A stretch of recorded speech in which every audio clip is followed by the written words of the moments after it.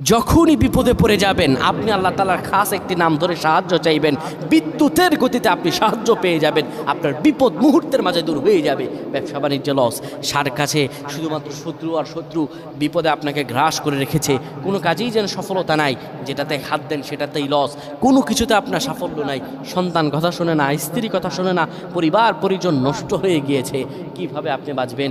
প্রবাসে আটকা পড়ে গেছেন, আসতেও পারেন না, কোনো কাজও পাচ্ছেন না, আপনি আমলটা করেন।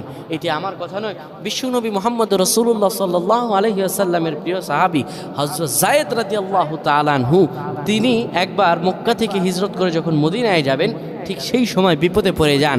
ওনাকে একটি লোক বিপদে আটকে ফেলে এবং ওনাকে হত্যা করার চেষ্টা করে। তখন তিনি আল্লাহ তাআলার এই খাস নামটি ধরে সাহায্য চেয়েছিলেন, আল্লাহ তাআলা তাকে বিপদ থেকে মুক্ত করেছেন। সুবহানাল্লাহ। সেই দোয়াটা কি? তিনি যখন বিপদে পড়ে যান তিনি বলেন, আগিসনি ইয়া রহমান।